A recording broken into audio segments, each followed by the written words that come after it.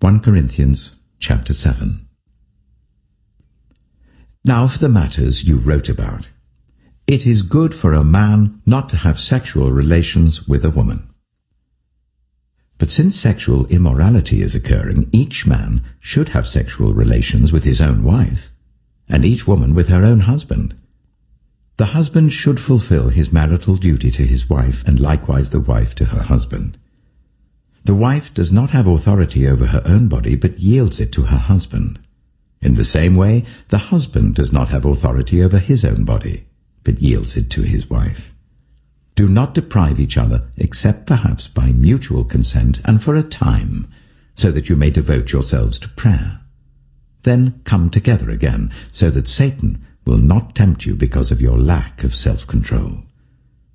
I say this as a concession, not as a command. I wish that all of you were as I am. But each of you has your own gift from God. One has this gift, another has that. Now to the unmarried and the widows I say, it is good for them to stay unmarried as I do.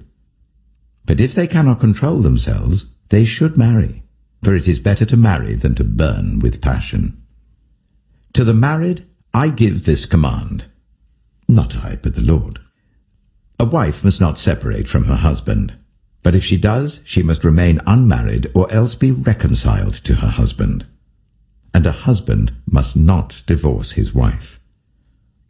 To the rest I say this, I, not the Lord. If any brother has a wife who is not a believer, and she is willing to live with him, he must not divorce her. And if a woman has a husband who is not a believer, and he is willing to live with her, she must not divorce him. For the unbelieving husband has been sanctified through his wife, and the unbelieving wife has been sanctified through her believing husband. Otherwise your children would be unclean, but as it is, they are holy. But if the unbeliever leaves, let it be so. The brother or the sister is not bound in such circumstances. God has called us to live in peace. How do you know, wife, whether you will save your husband? Or how do you know, husband, whether you will save your wife? Nevertheless, each person should live as a believer in whatever situation the Lord has assigned to them, just as God has called them. This is the rule I lay down in all the churches. Was a man already circumcised when he was called? He should not become uncircumcised. Was a man uncircumcised when he was called? He should not be circumcised. Circumcision is nothing, and uncircumcision is nothing. Keeping God's commands is what counts. Each person should remain in the situation they were in when God called them. Were you a slave when you were called? Don't let it trouble you, although if you can gain your freedom, do so. For the one who was a slave when called to faith in the Lord is the Lord's freed person. Similarly, the one who was free when called is Christ's slave. You were bought at a price. Do not become slaves of human beings. Brothers and sisters, each person, as responsible to God, should remain in the situation they were in when God called them. Now, about virgins. I have no command from the Lord, but I give a judgment as one who by the Lord's mercy is trustworthy. Because of the present crisis, I think that it is good for a man to remain as he is. Are you pledged to a woman? Do not seek to be released. Are you free from such a commitment? Do not look for a wife. But if you do marry, you have not sinned, and if a virgin marries, she has not sinned. But those who marry will face many troubles in this life, and I want to spare you this. What I mean, brothers and sisters, is that the time is short. From now on, those who have wives should live as if they do not, those who mourn as if they did not, those who are happy as if they were not, those who buy something as if it were not theirs to keep, those who use the things of the world as though not engrossed in them. For this world in its present form is passing away. I would like you to be free from concern. An unmarried man is concerned about the Lord's affairs. How can he please the Lord? But a married man is concerned about the affairs of this world, how he can please his wife, and his interests are divided. An unmarried woman or virgin is concerned about the Lord's affairs. Her aim is to be devoted to the Lord in both body and spirit. But a married woman is concerned about the affairs of this world, how she can please her husband. I am saying this for your own good, not to restrict you, but that you may live in a right way, in undivided devotion to the Lord. If anyone is worried that he might not be acting honorably towards the virgin he is engaged to, and if his passions are too strong and he feels he ought to marry, he should do as he wants. He is not sinning. They should get married. But the man who has settled the matter in his own mind, who is under no compulsion but has control over his own will, and who has made up his mind not to marry the virgin, this man also does the right thing. So then he who marries the virgin does right, but he who does not marry her does better. A woman is bound to her husband as long as he lives. But if her husband dies, she is free to marry anyone she wishes. But he must belong to the Lord. In my judgment, she is happier if she stays as she is, and I think that I too have the Spirit of God.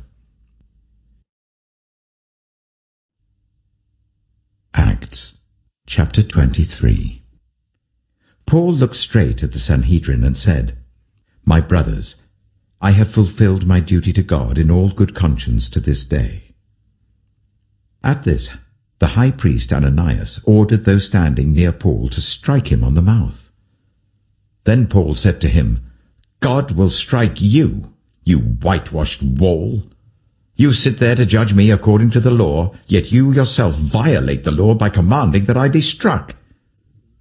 Those who were standing near Paul said, "How dare you insult God's high priest?" Paul replied, "Brothers, I did not realize that he was the high priest.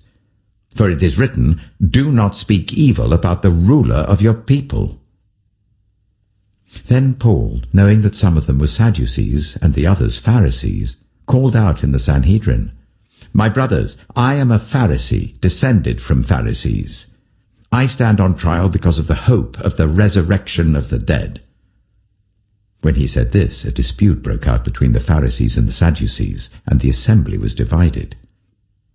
The Sadducees say there is no resurrection, and that there are neither angels nor spirits, but the Pharisees believe all these things. There was a great uproar, and some of the teachers of the law who were Pharisees stood up and argued vigorously. "We find nothing wrong with this man," they said. "What if a spirit or an angel has spoken to him?" The dispute became so violent that the commander was afraid Paul would be torn to pieces by them. He ordered the troops to go down and take him away from them by force and bring him into the barracks. The following night the Lord stood near Paul and said, "Take courage. As you have testified about me in Jerusalem, so you must also testify in Rome." The next morning, some Jews formed a conspiracy and bound themselves with an oath not to eat or drink until they had killed Paul. More than 40 men were involved in this plot. They went to the chief priests and the elders and said, "We have taken a solemn oath not to eat anything until we have killed Paul. Now then, you and the Sanhedrin petition the commander to bring him before you on the pretext of wanting more accurate information about his case.